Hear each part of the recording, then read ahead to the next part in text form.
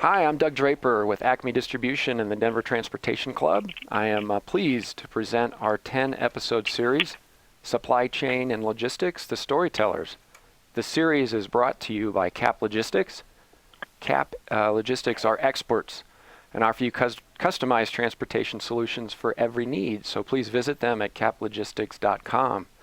All right, so we're excited about today. The topic is all about air forwarding and air freight forwarding, and we have one of the best experts in the business with us today, Brandon Freed, who is the Executive Director of Airforwarders Association. Brandon, thanks for joining us today. Well, you're welcome, Doug. Good to be with you. Absolutely, absolutely. Before we jump into things, why don't you do a quick introduction about yourself and kind of how you got into the logistics business and freight forwarding. Well, I actually entered the freight forwarding business out of college. I went to Syracuse University, graduated a few years ago. Yeah. Many years ago, actually. I think I had hair at the time. Nice. Something that's no longer the case. But I got into the freight forwarding industry by working with a freight forwarder out in Los Angeles. Then came back to Washington, D.C., where I was originally from, and owned and operated a freight forwarding business here in the nation's capital. Mm-hmm. Ultimately sold my interest in that at about 13 years ago and was asked to become the executive director of the Airforwarders Association, a legislative and regulatory advocacy group serving the freight forwarding industry here in Washington. Terrific. So what did you like better, owning your own business in the industry or being an advocate for the industry? Well, I think both has its ups and downs, but I would tell you that I've had the most fun I've ever had in the last 13 years running the Airforwarders Association for a lot of reasons. I think the first one is that it has placed me in a position of some influence here in D.C., working with regulators and lawmakers on some very material issues impacting our members and the freight forwarding industry in general. And I'd like to say that the Airforwarders Association has made a lot of progress here on behalf of its members over the last few years. And I'm glad to say that we've become a force on Capitol Hill and in the halls of the Department of Homeland Security and other agencies here in Washington. So it's been a lot of fun. Good. Well, congratulations. One thing that we pride ourselves on the show is just to jump right into the topics and really have some relevancy. So I'm going to do just that and ask you kind of what you see the top 2 or 3 challenges facing the air forwarding and air freight industry in 2019. I hate to say it, we're going to blink our eyes and Thanksgiving's going to be here and then the end of the year. So let's look a couple months down the road. And what are you seeing for 2019? Yeah, well, it's been a fast year. You're absolutely right. And I think there's a lot going ahead in 2019. I think the first challenge that we need to look at, and we've been looking at this for quite some time, actually since September 11th of 2001, is, of course, air cargo security. Mm-hmm. It's regulation and evolution. No matter, both of those are going to just no doubt remain at the forefront and center. We have to be safe. We have to maintain security. Our families fly on these planes. Our nation's commerce depends on it. And so air cargo security, I think, is of prominence, and it's going to continue to be into the to the upcoming future. Mm-hmm. I think the second challenge that we're looking at is e-commerce continuing to evolve and change the landscape from a world where we focused on business to business bulk moves from suppliers to retailers and distribution centers to smaller business to consumer individual shipments and all that entails, the final mile delivery as an example. Back in the old days, a manufacturer could ship a single 2,000-pound bulk shipment of product to a large retailer's distribution center. And today that's replaced with 120-pound shipments leaving the manufacturer consigned directly to the end users.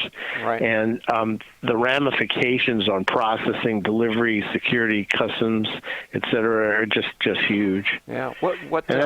Yeah, I'm sorry. Go ahead. Finish. Ahead. No. Well, then I think the third item I think of that's challenging is the future is freight distribution technology is evolving, and probably at more of an accelerated pace than I've ever seen it. Mm-hmm. And how's that going to evolve? And what's the right formula? And what's it going to cost?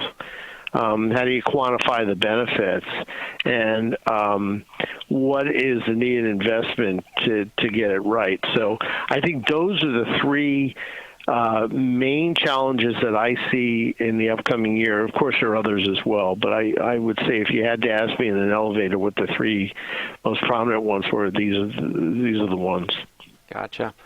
A few questions on each one of those, and I'll just start where you started with is security. So tell us about how that's changed a little bit, and maybe we'll use the example of the e-commerce and jump into that a little bit. So if I'm a consumer, or excuse me, a company from years ago, and I have one 2,000-pound shipment, and now I have 120-pound shipments, talk about the documentation flow, or like how is that different now? Is it just treated as one 200-pound shipment, or getting a little bit more details about what specifically is different now?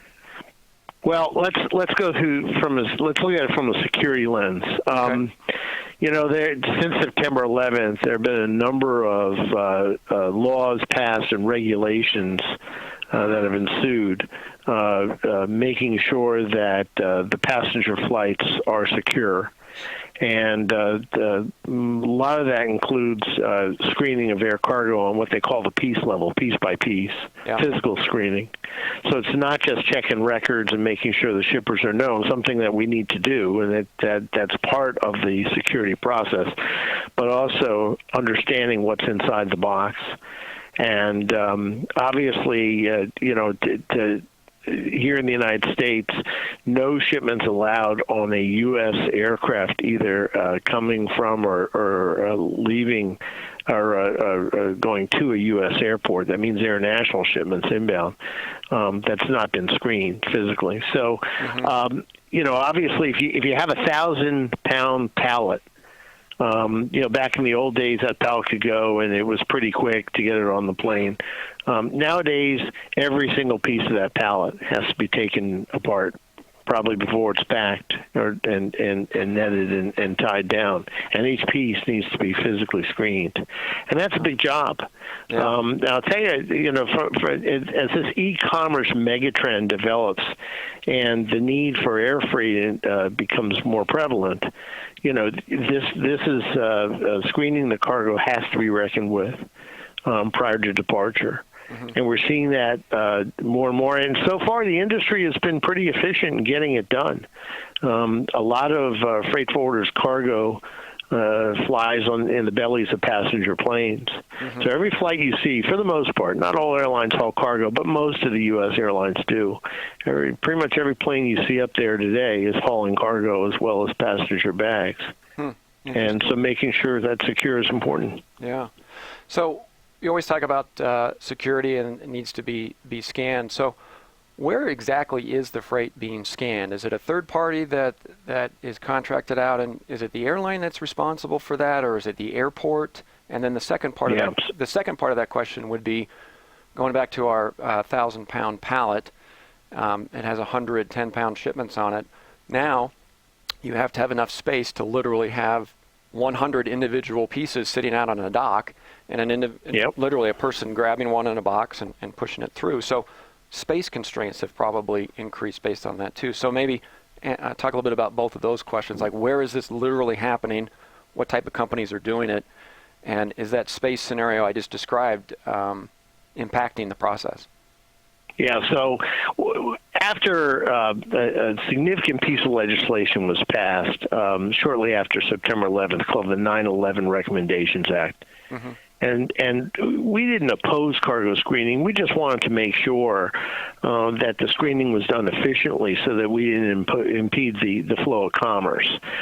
So as part of that legislation, it allowed the industry to screen cargo off airport in a program known as a Certified Cargo Screening Program that TSA oversees.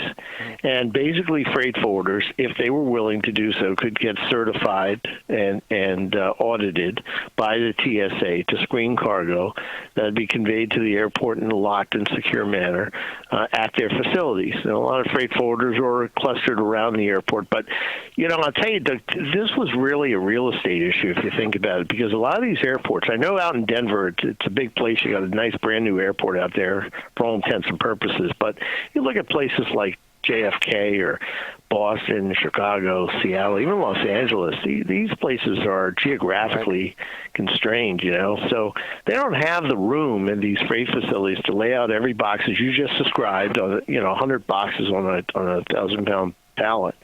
And to screen each one individually. So it's been much more efficient to have that cargo screened as much as possible outside the airport. Now, is that done with all cargo? Absolutely not. A lot of cargo arrives at the airport, and the freight forwarder tendering the cargo gives it to the airline. The airline is ultimately the guardian at the gate. The airline's responsible in making sure that no unscreened freight gets on that aircraft. So if it hasn't been screened outside the airport by a certified cargo screening facility, the airline has to do it. And that's why, it can be a tediously slow process. Because they employ all types of different methods to do the screening. They're not locked into just one method.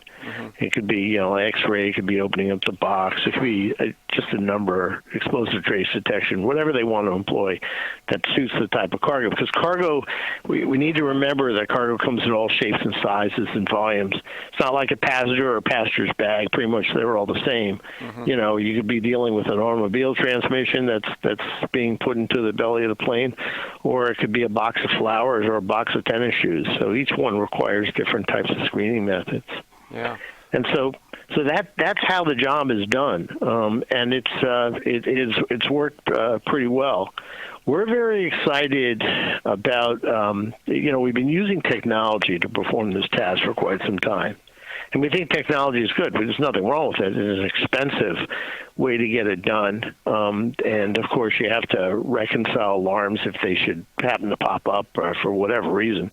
But we're really excited about an initiative that's coming out of TSA right now, and that will enable us to use third-party canines, dogs, to screen cargo within our facilities. And by third party, I mean dog teams supplied not by TSA, but by companies that have been certified and vetted by TSA to provide dogs to use their noses to screen the cargo before it's put on the passenger plane. And I got to tell you, from what I've seen, these canines are absolutely phenomenal in what they're able to do. And, of course, technology be there at the side just in case a dog sits in front of a box, because that's what they say. If a dog sits in front of a box, you're usually right. So everyone run like heck to get out of there because that's what they're trained for. They're trained to detect explosive chemicals or chemicals used in explosives. Yeah. And so it's been an exciting initiative, and we're expecting noses to boxes, so to speak, by December of this year. Up to now, TSA has also provided their own canines in the airport environment. They're up at the passenger terminals. They were at the cargo terminal, but not as much anymore. Right. But these private dogs will be out there in force coming very soon. We're real excited about it. That's great. Well, there's your new marketing slogan, nose to boxes. I like it already. Exactly. That's exactly right. That's great. So going back to the space issue on that, and JFK is a great example. So as e-commerce, shifting over to that second one, more and more e-commerce means more and more boxes have to individually be touched, which means you need more dock space, which means you need more dogs or technology. Like, where's that happening? Is it going to be off, miles and miles away from the airport? And it's a whole industry that's going to grow based on the changes? Yeah, so I think what's happened, when the Certified Cargo Screening Program first came out, there was this vision of having thousands and thousands of freight forwarders and what we call car washes, facilities out there, third-party facilities performing the task.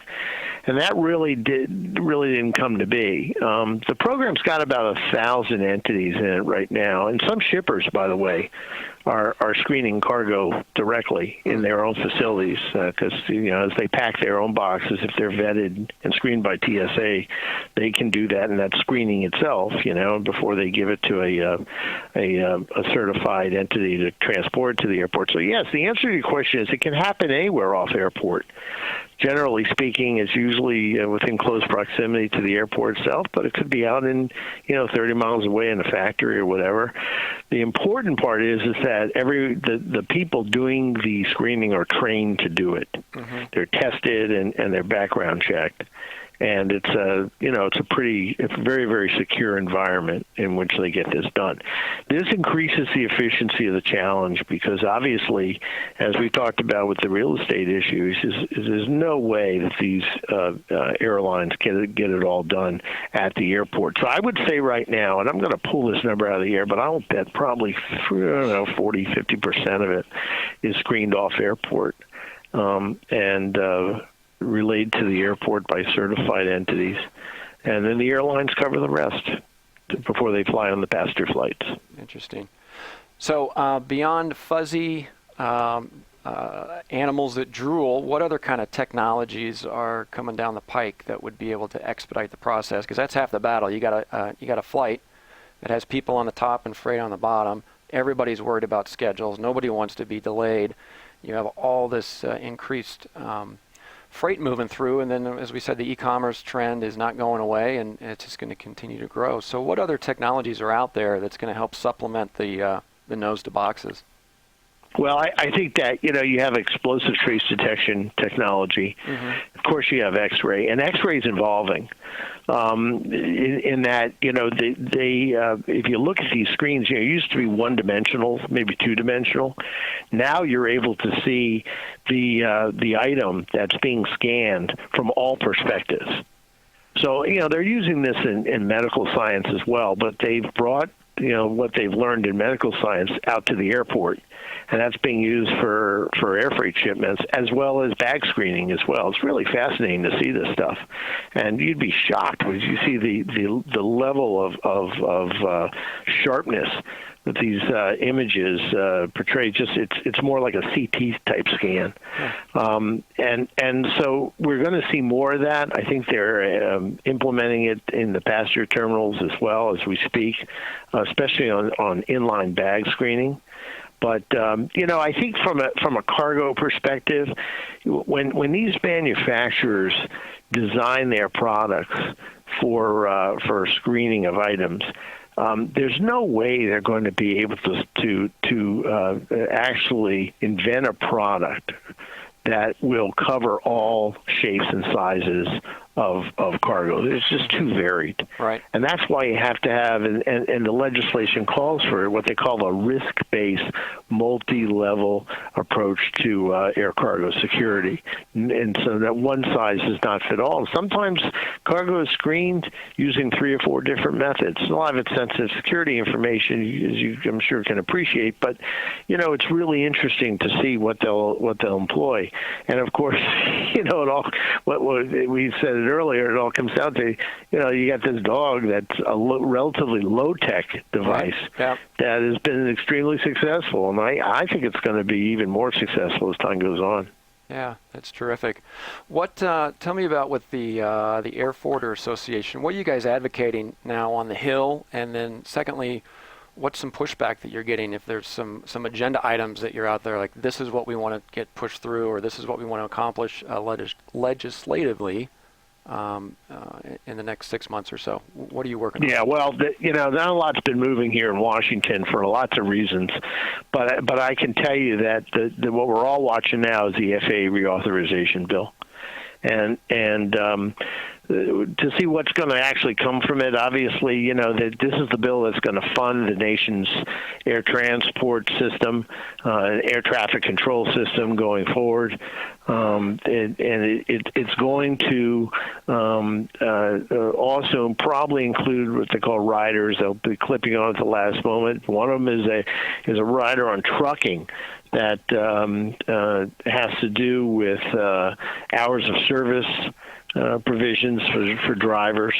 And then another one has to do with a piece on vicarious liability on who's responsible when a shipper chooses a trucker. Mm-hmm. Believe it or not, trucking, here we have trucking regulation clipped onto an FAA bill. Who would think that? But, this is what happens here in Washington.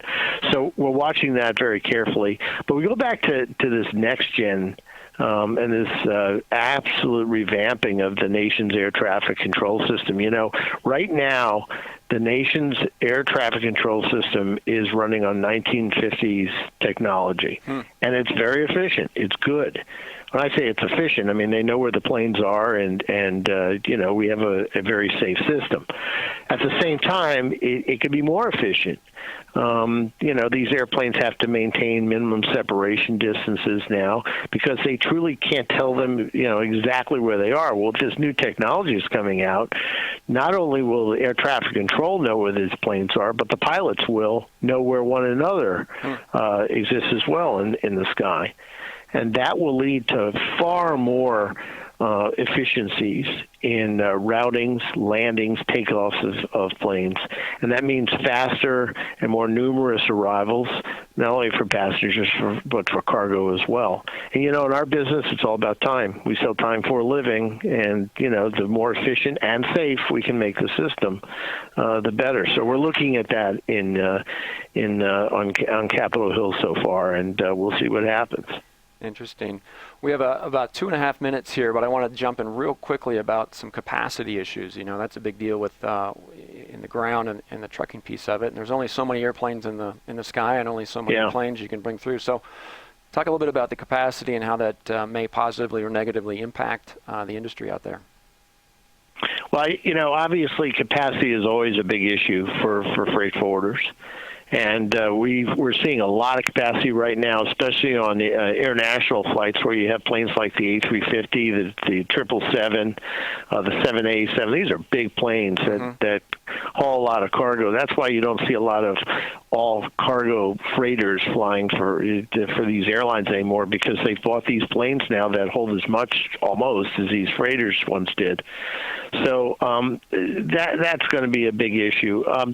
In the United States, domestically, you see a lot of narrow-bodied service, so that's an issue for us. It's a challenge for us because, you don't have the DC-10s flying around as you once did. You have more numerous departures on narrow-body gauge airplanes, right, and they are limited in terms of the freight that they haul. So I think that's a big concern. We're always worried about it, but we have other options too. There's a pretty robust all-cargo fleet out there that freight forwarders utilize as well. Yeah, great. So let me ask you this. Obviously, Denver, I would consider it kind of a second-tier market. It's not a gateway. We're not Dallas or JFK. So for the audience, most of the folks listening are from Denver and the Colorado area. What type of advice or feedback would you give a shipper out here to say, hey, you're in Denver, here's the advice I would give to you if you use air freight services a lot? Well, I would say always, it's about information. The more information you give to your freight forwarder or freight carrier, the better. The more concise, accurate information you give, that, these systems today are extremely concise. Mm-hmm. So if a shipment doesn't arrive somewhere on time or it gets delayed because of, addressing issues, it's usually the shipper's problem or rather fault versus the forwarder or the air carrier because, we're using technology.